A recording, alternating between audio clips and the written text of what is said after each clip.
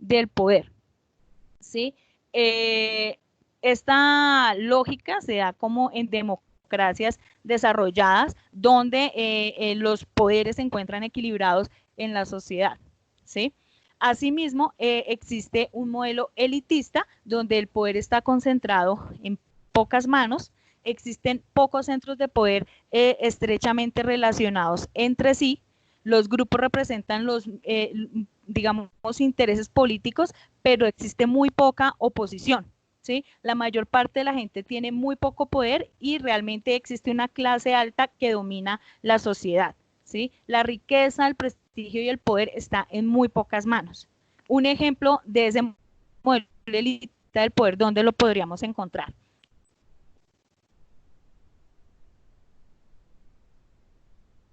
¿Dónde creen ustedes que ese modelo elitista es así bien evidente?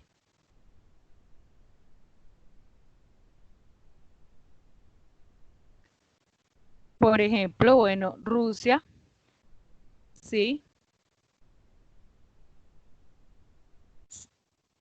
Venezuela podría ser. Bueno, pues si hablamos de estos casos donde el poder está concentrado en pocas manos, también donde existía antes una monarquía, pero por ejemplo en muchas sociedades latinoamericanas existe este modelo elitista del poder, ¿sí? Colombia, vamos a dar un ejemplo de cómo se evidencia ese modelo elitista, porque nosotros estamos leyendo, haciendo estas lecturas de Berríos y Presaco y nos dicen, bueno, modelo elitista, y nos explican que sí, que el votar, digamos que el poder está en manos de la riqueza, el prestigio social y de las clases altas de la sociedad. Pero, por ejemplo, vemos el poder de Sarmiento Angulo. Vemos en el Congreso cómo durante las últimas legislaturas se ha tratado de impulsar un tema del manejo, digamos, saludable de los alimentos o de las bebidas con altos contenidos de azúcar y cómo los grupos económicos que están detrás de esos negocios no han dejado que ese tipo de medidas prosperen, ¿sí?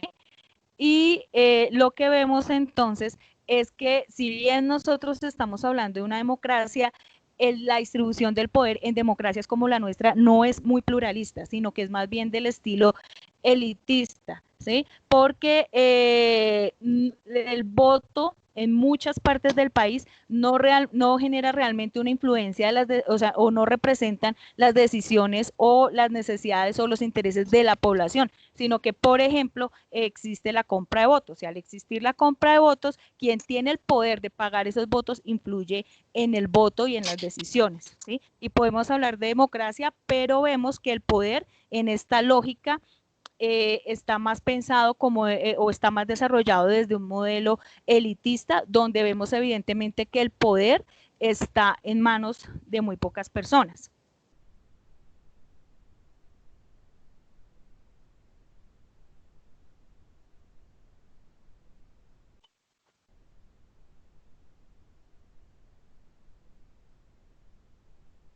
Sí, aquí digamos que como lo veíamos en la charla anterior, en muchos temas de ciencia política, uno son los aspectos teóricos y otros son los aspectos reales. Y nuestro trabajo como politólogos es lograr aterrizar esos aspectos teóricos a la realidad, ¿vale? Entonces, desde este tema del poder, también podemos clasificar al poder en su relación con la legitimidad. Es decir, ¿por qué la gente obedece o por qué tiene motivación para obedecer? Y siguiendo el modelo estructurado de Max Weber, nos plantean tres motivaciones principales sobre las cuales la gente obedece, ¿sí? ¿Por qué creen ustedes que en este país la gente obedece?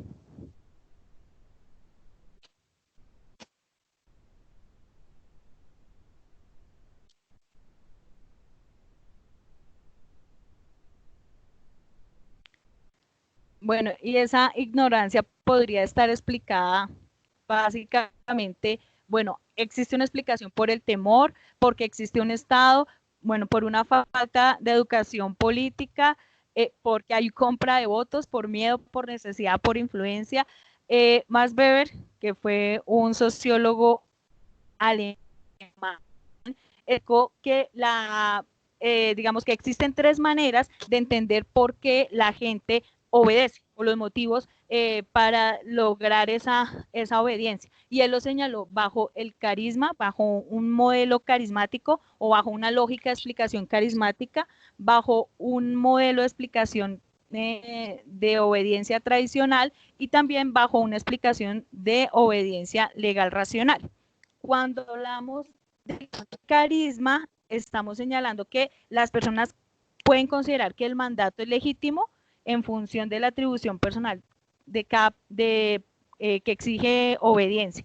Es decir, hay una persona con unos atributos especiales que consideramos que es un líder o que tiene ese liderazgo. Y gracias a esos atributos personales o a ese carisma que yo encuentro en la persona, la obedezco. Un ejemplo digamos, reciente en la política colombiana, donde la gente obedece por la explicación o la lógica del carisma. Mocus, bueno, muy bien.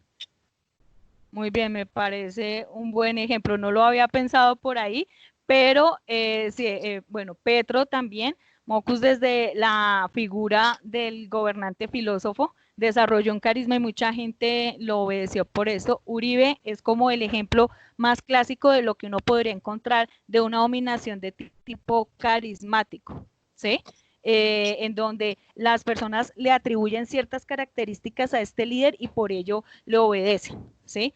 Pero también existen, y también existe en Colombia y en muchas partes del mundo, un tipo de obediencia, bueno, Galán en su momento, bueno, sí, también Claudia López, un tipo de obediencia que se explica desde la tradición. Es decir, cuando se han tomado decisiones durante mucho tiempo de una determinada manera, allí se encuentra el origen de la legitimidad. Es decir, como siempre se ha hecho así, entonces, digamos, ¿para qué buscamos otra manera de hacerlo? Sigamos con esta lógica de obediencia porque siempre lo hemos hecho de esta manera. Un ejemplo clásico, bueno, ya vamos para esa pregunta, Sandra. Un ejemplo clásico de una dominación tradicional sería, por ejemplo, en su tiempo las monarquías, como los reyes heredaban el poder y esa manera de organizar el poder se hizo durante tanto tiempo, entonces obedecemos por la tradición. O la obediencia se da también porque, por ejemplo, la Iglesia católica durante años y años ha determinado tal tipo de dominación, entonces la gente obedece por la tradición de la institución. Sandra proponía que el caudillismo, bueno, digamos, ya ir muy bien, el ejemplo de la obediencia militar se debe a un tipo digamos, de explicación desde la tradición, muy bien. Sandra proponía que el caudillismo sí estaría metido entre estas explicaciones de por qué la gente obedece. ¿Ustedes en dónde lo ubicarían?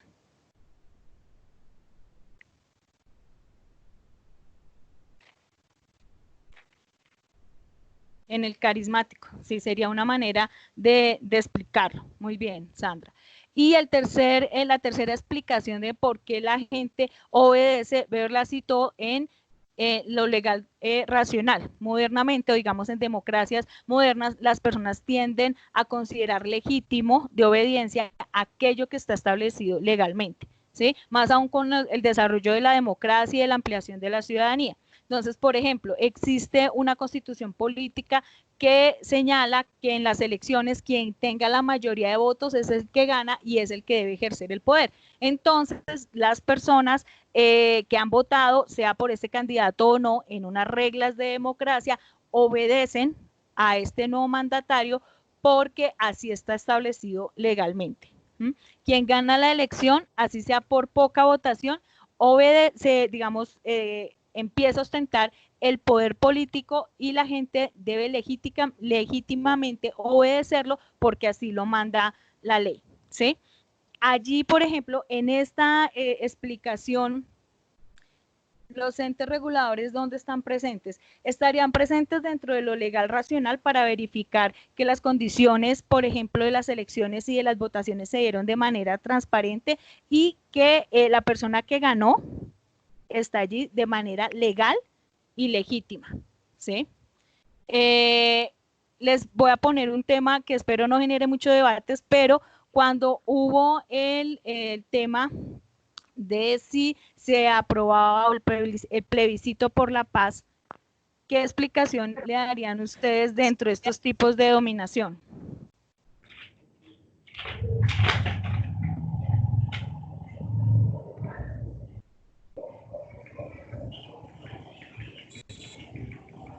Dominación social.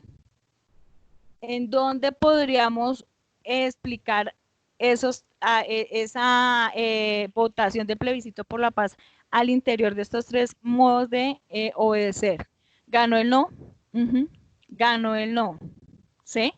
Y eso, sin embargo, como también lo señala Sandra, se desarrollaron unos mecanismos para lograr, digamos, sacar adelante el acuerdo a través de una lógica de dominación carismática, ¿sí?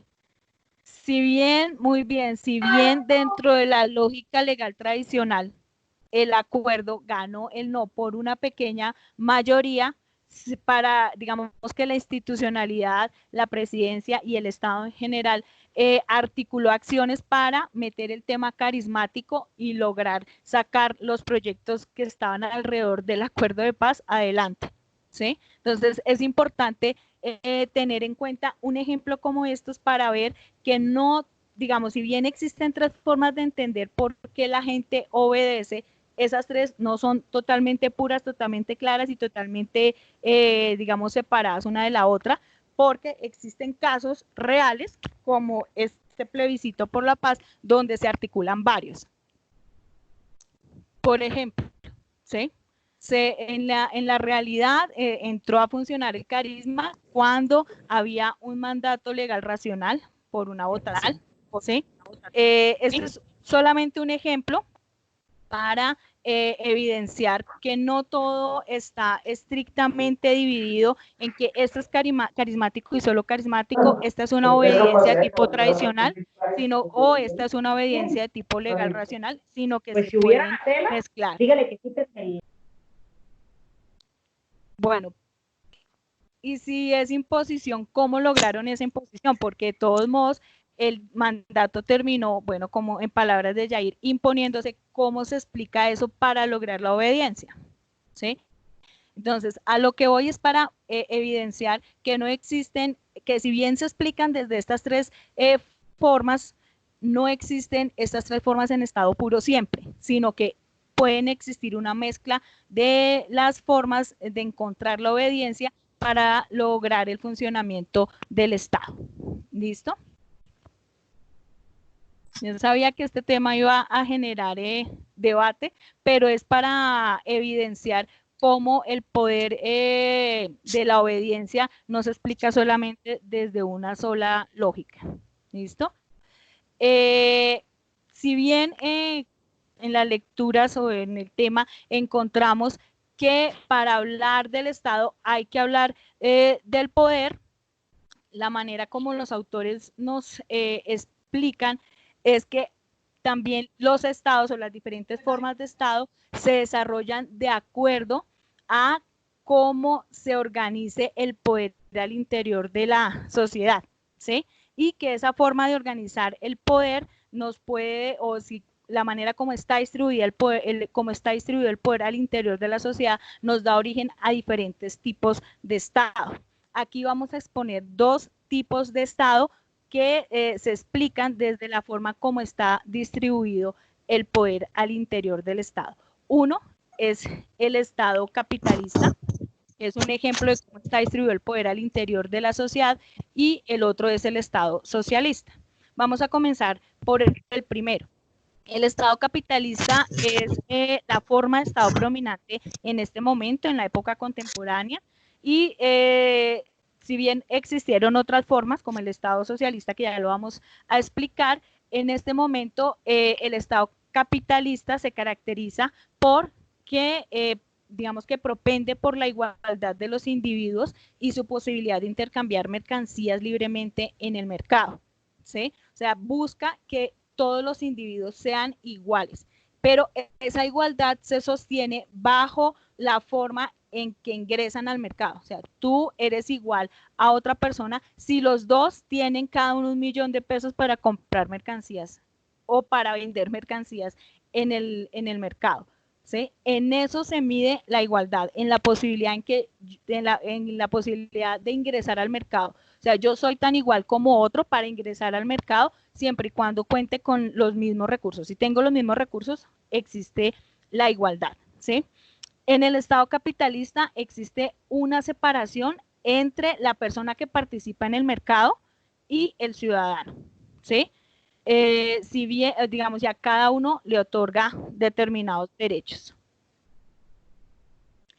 Estamos hablando, sí, ahí está, bueno, Harold, ahí mencionas el monopolio, pero desde la explicación del Estado capitalista, el monopolio es un error del sistema, pero en términos teóricos, recuerden que siempre estamos hablando de lo teórico y de lo real y que nosotros como politólogos estamos como intermediarios para unir las dos dimensiones y explicarlas, ¿sí?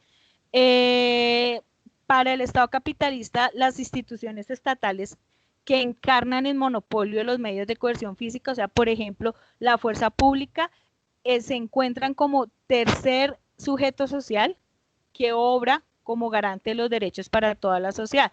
Es decir, el Estado, digamos que se representa principalmente en que tiene los medios de coerción física, es decir, es el Estado mantiene la fuerza pública y esa fuerza pública tendría la función de garantizarle los derechos o de proteger los derechos para todos los miembros de la sociedad. Estoy hablando en términos teóricos de lo que se espera sea un Estado capitalista. El Estado asimismo se representa como el defensor del interés general, aunque nosotros sabemos que en muchas ocasiones termina asociándose con los intereses de las clases dominantes. ¿Sí? Por otra parte, digamos que estos son los principales lineamientos de lo que es el Estado capitalista. Por otra parte, encontramos el Estado socialista y qué funciones tendría este Estado socialista, cómo se vería el poder al interior de ese Estado socialista. En un Estado socialista, el Estado centraliza e invierte en la administración económica y la producción por el bien común. ¿Sí? Esa sería la función central del Estado en un Estado socialista, mientras que en el Estado capitalista la función central del Estado es generar las condiciones para que exista un mercado y para que la gente pueda participar en el mercado. En el Estado socialista, digamos, el gobierno o el Estado centra su atención o sus funciones en la administración económica y la producción por el bien común. ¿Sí? También busca abolir las clases sociales y una de las particularidades de este tipo de economía es que se centra en establecer una sociedad sin clases, es decir, que todos pertenecen a una misma categoría y en esa misma medida busca una redistribución del ingreso y en este sentido los bienes materiales deben depender del gobierno para que él en su función de administración pueda redistribuirlos de manera equitativa en toda la sociedad. Estamos hablando en términos teóricos, ¿sí? Porque uno comprende que en la realidad siempre hay intereses y siempre hay un ejercicio de poder que hace que esa redistribución del ingreso no logre darse con plenitud. ¿Sí? Busca asimismo que los medios de producción sean socializados. Esto significa que una de las particularidades del socialismo es que estos medios de producción no sean privados, sino que pertenezcan a la sociedad y sean administrados por el Estado. Me gustaría escucharles a ustedes que me dieran ejemplos qué es un medio de producción. ya que estamos hablando acá de que los medios de producción sean socializados y no privados. ¿Cuáles son los medios de producción? Si lo saben, si no acá los explicamos.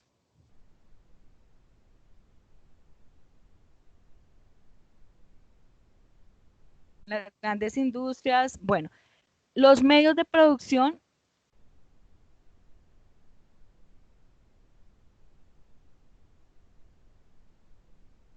bueno, los medios de producción son todos aquellos que le sirven a una sociedad para generar riqueza. Por ejemplo, la tierra, por ejemplo, la maquinaria, por ejemplo, el capital, ¿sí? Los elementos que sirvan en general para producir riqueza y producción de bienes y de servicios. Esos son los medios de producción en general. El agro, por ejemplo, o sea, la tierra, ¿sí? Entonces, ¿qué sabemos nosotros en Colombia? La tierra, la maquinaria y el capital, digamos. Y, digamos, quien no tenga ni tierra, ni maquinaria, ni capital, ¿cuál sería su medio de producción? Sí, los otros son modos de producción, sí. Quien no tiene ni tierra, ni trabajo, perdón, ni tierra, ni máquinas, ni capital, muy bien, Gilbert, su trabajo, la mano de obra, ¿sí? Y eso se explica muy bien desde las teorías económicas que cuando uno no tiene ningún otro medio de producción, entonces vende su fuerza de trabajo o su mano de obra. Entonces, cuando aquí en la explicación del Estado socialista que dice que los medios de producción son socializados, y que los medios de producción no son privados, entonces se supone teóricamente que en un Estado socialista las empresas serían estatales, o sea, de todos, ¿sí? La tierra sería comunal, ¿sí? Y el capital estaría en manos del Estado, para que no existiera privatizaciones y para de esta manera también redistribuir el ingreso, ¿sí? En muchas ocasiones todas estas formas de actuar del Estado socialista buscarían desarrollar formas de cooperativas en las cuales los trabajadores pudieran realizar sus gestiones, sus trabajos y de esta manera también lograr que el capital o digamos que la riqueza que se produzca del desarrollo de estos medios de producción puedan ser redistribuidos en la sociedad, ¿sí?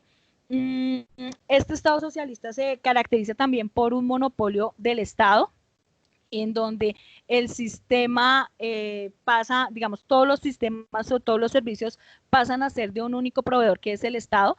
¿Y por qué? Porque los medios de producción serían estatales, ¿sí?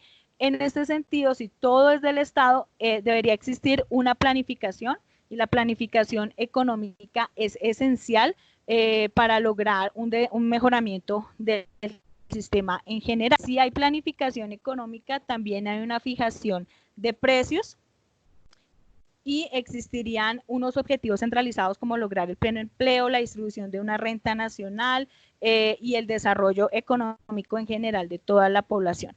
Esto suena muy bonito en la teoría, pero vemos que en la práctica, en muy pocas ocasiones, o en, digamos, hay muy pocos ejemplos donde alguna de estas medidas haya dado un resultado positivo para la población, ¿sí?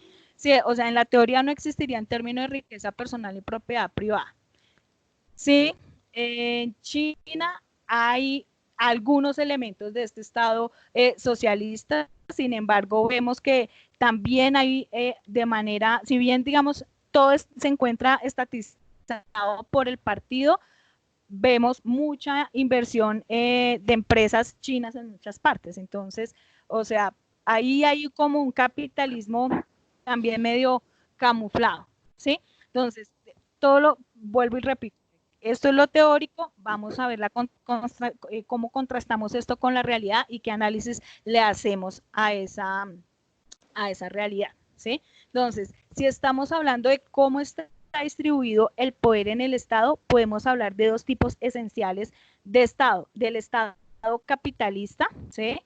En donde el poder, perdón, del Estado se encuentra concentrado en muy pocas manos, o sea, en el sector privado, en el que maneja el mercado, y vemos el otro ejemplo de cómo está distribuido el poder en un Estado socialista, en donde el poder se supone que está distribuido en toda la sociedad, en todos los sectores de la sociedad. Esto es para hablar del Estado desde la lógica del poder. Pero en las lecturas de Alejo Vargas, él nos propone también que existe otra manera de estudiar el Estado, y es cómo se ha constituido el Estado de manera histórica, qué tipos de Estado encontramos a lo largo de la historia. Sandra nos habla, bueno, la socialdemocracia, perdón, que acá se me llenó esto de publicidad. La socialdemocracia, vamos a ver que encontramos en la socialdemocracia un tipo también de Estado, y es un tipo de configuración histórica del Estado, y que podríamos llamarlo como este de acá de la mitad, que sería un Estado interventor o Estado de bienestar. Entonces, para adentrarnos ya en el tema, Alejo Vargas nos propone varios tipos de configuraciones históricas del Estado, o sea, cómo se ha presentado el Estado a lo largo de la historia, ¿sí? Si bien hay diferentes tipos de Estado a lo largo de la historia, hay algo que no cambia en el Estado, sin importar si es un Estado liberal clásico, si es un Estado de bienestar, si es un Estado neoliberal, y es que el Estado siempre mantiene el monopolio de la coerción y su función en la reproducción social. Cuando hablamos monopolio de la coerción, quiere decir que el Estado siempre tiene una fuerza pública encargada de mantener esa coerción, ¿sí? O sea, pues no todo el tiempo puede ser coerción, pero la función de la coerción siempre está en manos del Estado. Y cuando hablamos que tiene también siempre la función de la reproducción social, es porque el Estado siempre debe generar unas condiciones mínimas para que la sociedad se reproduzca, ¿sí? Sin embargo, hay diferentes formas en que el Estado se ha configurado o ha cumplido sus funciones, ¿sí?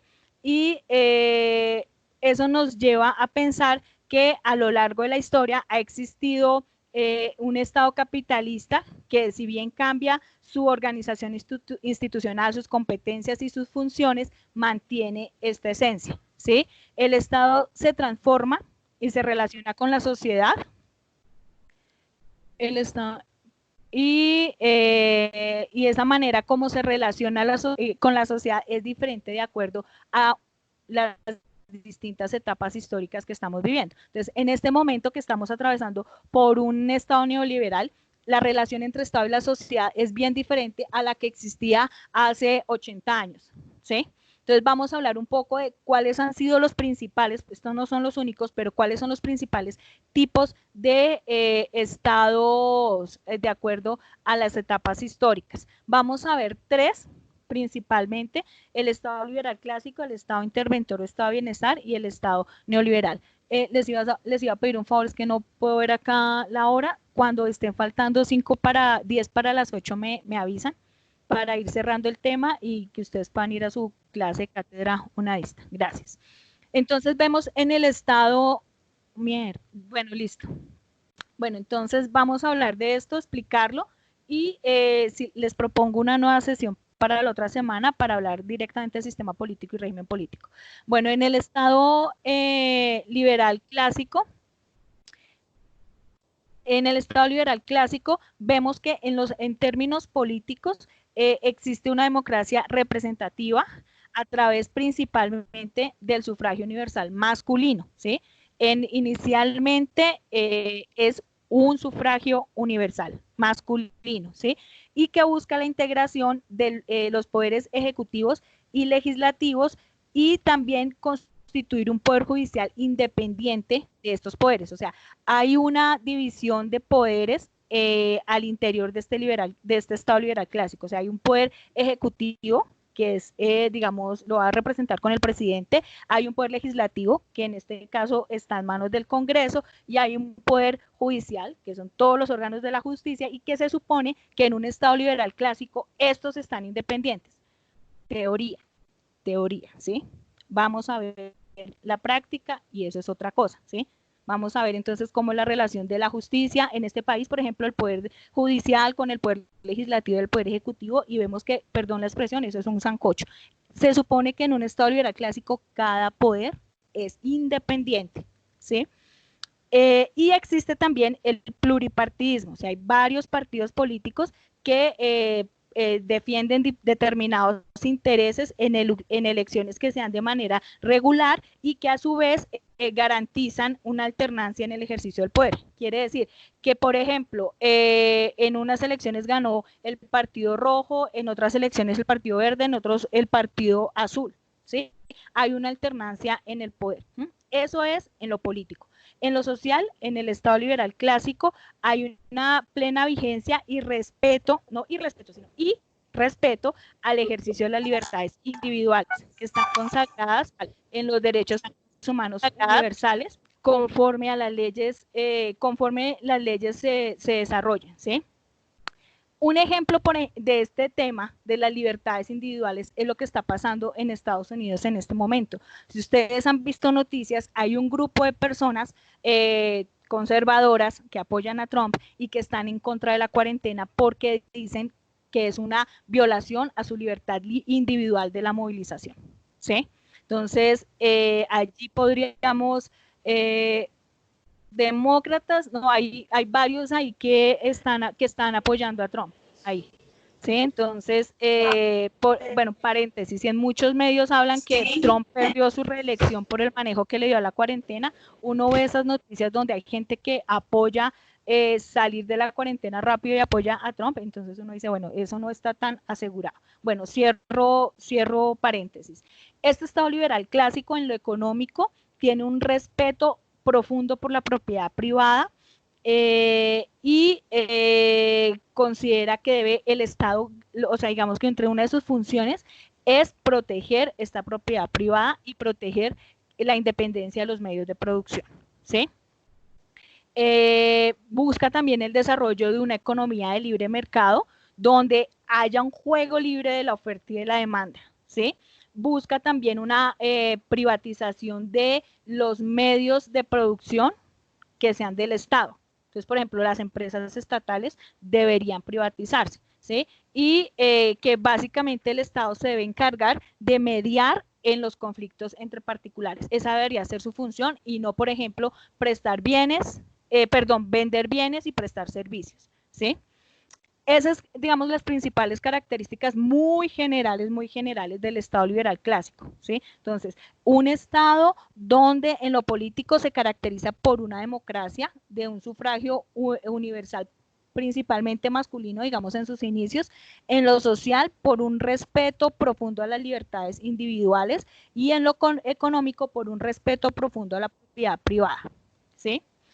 Pasamos ahora a otro estado, digamos, estado de bienestar que generalmente se presentó en Europa a mediados del siglo XX y en algunos, bueno, yo no diría que en Latinoamérica se presentó, algunos autores consideran que sí, tuvo algunos visos de estado de bienestar en América Latina, de pronto con algunos rasgos en Argentina, pero principalmente el estado de bienestar se dio a mediados del siglo XX en Europa. ¿Cuáles eran las características de este estado de bienestar? El Estado produce, digamos, en lo económico, el Estado produce bienes y presta servicios de forma directa, ¿sí? Su poder económico hace que se desplace la inversión privada y es un Estado que busca, como su nombre lo indica, generar bienestar en la sociedad o ser el benefactor de la sociedad y en esa medida busca desarrollar los derechos sociales a la mayor cantidad de habitantes posibles. Entre las principales características que tiene este estado de bienestar se puede encontrar que sus principales rubros de inversión están en la educación y en la salud pública, que deben ser gratuitas, ¿sí? Otorga también prestaciones a aquellas personas que poseen capacidades diferentes y cómo da estas prestaciones a través de subsidios o a través de pensiones de invalidez. Por lo tanto, también genera una intervención muy fuerte en la economía y fomenta el consumo interno con el objetivo de generar una gran cantidad de puestos de trabajo. Es decir, no busca mucho importar mercancías, sino más bien que exista una fuerte producción interna para que también haya un fuerte consumo interno y con eso generar puestos de trabajo. Digamos que esos son también los modelos, muchos de los modelos europeos, en donde sí, como bien lo menciona Eliana, hay una sustitución de la actividad privada por la actividad pública, ¿sí?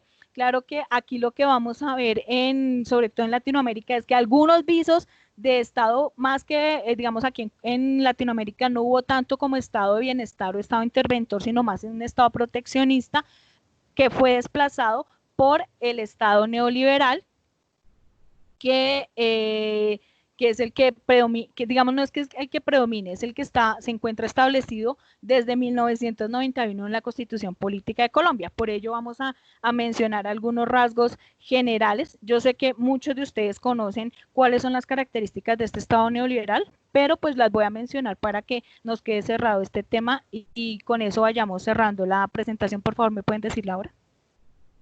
Que no tengo reloj ni celular.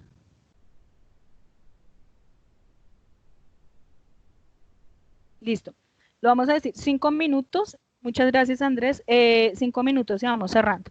El Estado neoliberal, digamos que apoyan una amplia liberalización de la economía, el libre comercio en general y una drástica reducción del gasto público y de la intervención del Estado en la economía en favor del sector privado, que pasaría a desempeñar las competencias que tradicionalmente fueron asumidas por el Estado. O sea, por eso se llama neoliberal, porque es volver al Estado liberal, pero profundizando la participación del sector privado, ¿sí? Entonces, ¿por qué apuestan por un libre mercado o por qué apuestan por un fortalecimiento del sector privado? Porque consideran que es la forma más eficiente de asignar los recursos. Si ellos consideran que si uno está con la lógica de la oferta y la demanda, si le aplica esa lógica a todos los recursos se